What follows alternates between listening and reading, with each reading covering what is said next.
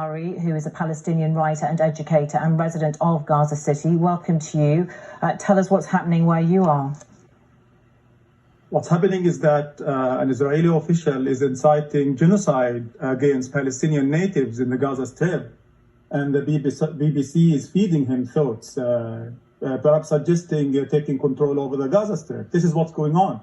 The Western mainstream media is being complicit, whitewashing Israeli crimes. I think you'll find that there were questions, quite legitimate questions, to be asked of a former Israeli Prime Minister. I'd love to know what's happening there where you are, sir. A war criminal before me was suggesting bombing schools and homes and hospitals, and you said not a word to push back against that. Anyway, he was talking about if there's Hamas militants in those buildings, I think, for clarification.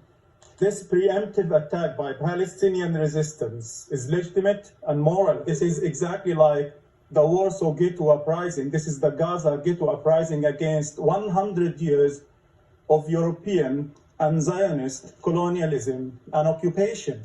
Why do Palestinians have to pay the price for European racism and anti-Semitism and Nazism?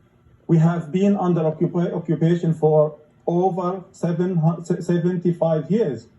The situation is extremely difficult in Gaza currently. We talk about more than 200 Palestinians killed, homes bombed, residential buildings bombed, ambulances bombed. We talk about more than 1,500 injured.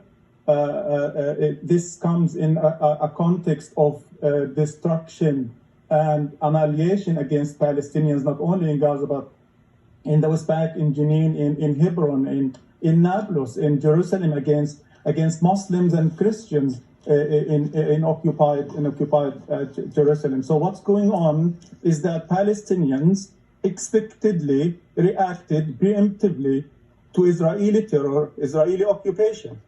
In March 2023, Israel killed several Palestinian leaders and said they were planning an attack against Israel. Well, Israel exists, the Israeli occupation exists, and the Palestinians have every right to react by all means possible, by all means necessary. And this is not easy for Palestinians. I want to use Hamlet's proverbial sea of troubles. We know Israel is going to kill us anyway. We are starving, we are being besieged, we are being dispossessed, we are being displaced. We know all of these. Israel is going to kill us anyway. Israel wants us kneeling, and Israel chooses to kill us when it wants to kill us. So why not fight back and die in dignity? This is the lesson that Israel and the West have to understand, that you can't oppress occupied people for about 100 years and not expect people to react to defend their very existence. How much support does Hamas have there? This is not about Hamas. If you frame this as Hamas, this is about 12 million Palestinians in Gaza, in the West Bank, in Jerusalem. It's not me framing this as Hamas. Hamas have launched these attacks on Israel. Of course, yeah, and the attacks against military bases. Israel is using its third-class Jews in Kibbutzim near Gaza as human shields, and you have seen the videos. And you didn't also push back against that. Most of the captives were soldiers, some of them taken literally from inside their tanks.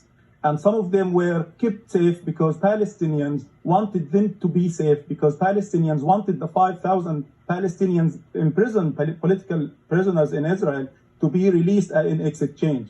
But the support here is popular, even from factions belonging to Fatah, Islamic Jihad, leftist faction. They participated in these preemptive, legitimate and moral attacks against Israeli military posts, against Israeli tanks. You've seen the tanks, you've seen the Israeli military, and even the civilians, they were treated honorably, they were respected. There were videos of Palestinian freedom fighters telling those Israeli civilians that we're not going to kill you, although these are settlers living in populated areas. One of these Israeli villages, so-called villages, has land that belongs to my grandmother. She always would point and tell me that if we free Palestine, we will be rich.